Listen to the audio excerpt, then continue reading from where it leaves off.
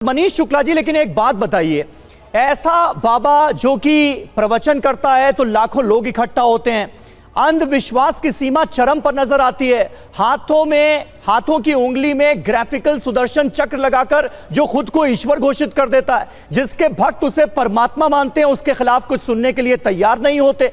ऐसे लोगों के खिलाफ, और जिनका पुराना क्रिमिनल रिकॉर्ड भी है, उसके बाद भी स्वयंभू बाबा बने हुए हैं, ऐसे लोगों को बेवकूफ बनाने से रोकने का कोई नियम कायदा, कोई कानून है या नहीं है?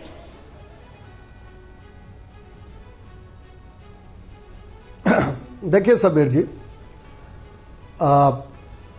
तमाम लोग इस तरह की प्रवचन सत्संग करते हैं, उनकी अपनी फॉलोइंग होती है और देश में ये पिछले न जाने कितने सैकड़ों वर्षों से इस तरह के प्रवचन सत्संग चलते आए हैं।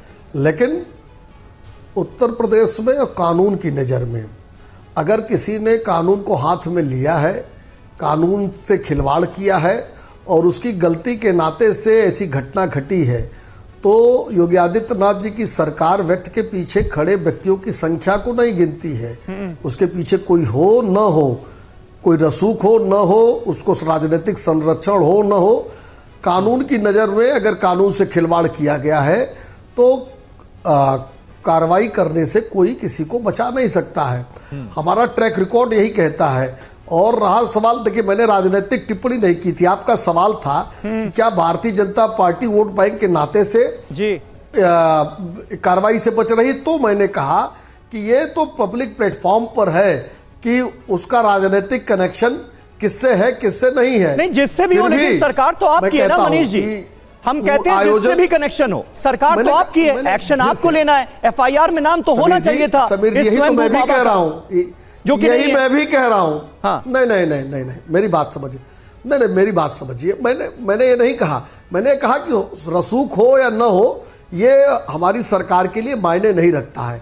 आयोजनकर्ता, आयोजन को परमिशन देने वाले लोग और स्वयं प्रवचन करता, इसमें जितने लोग भी दोषी होंगे किसी को बख्शा नहीं जाएगा।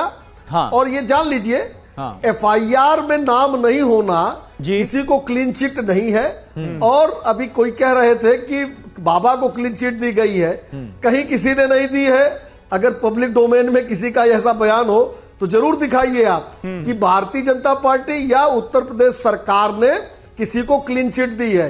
और ड्यूरिंग इन्वेस्टिगेशन जो सामने आएगा सबका नाम शामिल करके उनके ऊपर कठोर कानूनी कार्रवाई सुनिश्चित की जाएगी। ठीक है, कठोर कार्रवाई सुनिश्चित की जाएगी, ये आपकी तरफ से कहा जा रहा है मनीष जी। एक बड़ी खबर का हम रुख कर रहे हैं। दरअसल इस बहस के बीच बाबा से जुड़ी एक और बड़ी खबर सामने आ रही है। राजस्थान के पेपर लीक माफिया से बाबा का कनेक्शन सामने आया है। हर्षवर्धन के घर में लगता था बाबा का दरबार, महीने में 4 बार माफिया के घर में दरबार लगता था। हर्षवर्धन के घर में ही बना रखा था आश्रम। बाबा के आने पर तैनात होती थी यहां पर प्राइवेट फोर्स।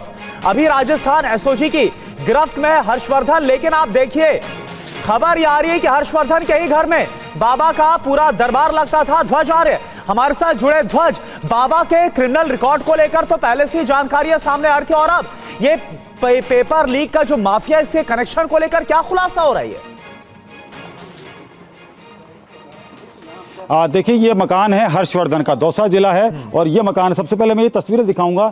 ये देख सकते हैं, ये फूलों से सजा हुआ दरबार है बाबा का, और ये झूले पर जो है बाबा बैठता था। अंदर की तस्वीरें हैं। एसओजी ने फिलहाल इस पूरे मकान को सील किया हुआ है, और इस मकान के अंदर की तस्वीरें आप ये देख सकते हैं किस तरीके से ये हर्षवर्धन का मकान है। और ये जो हर्षवर्धन है, ये 12 मामले इस पर दर्ज हैं और पेपर लीक का आरोपी है। और ये इसका आई कार्ड भी यहाँ पर मिला, ये आप देख सकते हैं हर्षवर्धन का आई कार्ड है, जो कि यहाँ पर ये इस आश्रम से मिला। ये बाबा का आश्रम है और ये इसी का मकान है। और ये तमाम जो कागजात मिले हैं, ये कागजात आप देख सकते हैं किस तरीके से ये जो सेवादार थे, इनके किस तरीके से ये फॉर्म भराए जाते थे। आप देख सकते हैं मेरे हाथ में ये फॉर्म है, और ज़्यादातर ये जो सेवादार के जो फॉर्म है, ये सारी की सारी ये महिलाएँ हैं, यूपी के ये आप देख सकते हैं लगातार ये सारी महिलाओं के फॉर्म है। यानी कि ये बताया जा रहा है कि इन फॉर्म से ये साबित होता है कि बाबा के दरबार में जो महिलाएं आती थी, सबसे ज़्यादा महिलाएं आती थी, और उसके साथ साथ में यूपी से ये सेवादार आते थे।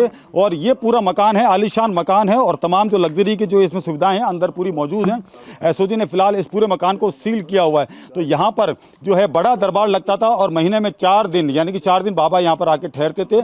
और जो आस पड़ोसियों में जो हमने बातचीत की, उन्होंने भी ये बताया है कि यहाँ पर जब बाबा आते थे तो उनकी सिक्योरिटी रहती थी, यानी कि प्राइवेट सिक्योरिटी पूरी फुल प्रूफ रहती थी, और उसके साथ साथ में यहाँ किसी को भी अंदर आने नहीं दिया जाता था। यहाँ जो नवंबर महीने में जो इनका एक बड़ा सत्संग हुआ था, वहाँ 1 लाख से ज़्यादा लोग, यानी कि 1 लाख से ज़्यादा लोग यहाँ पर मौजूद हुए थे।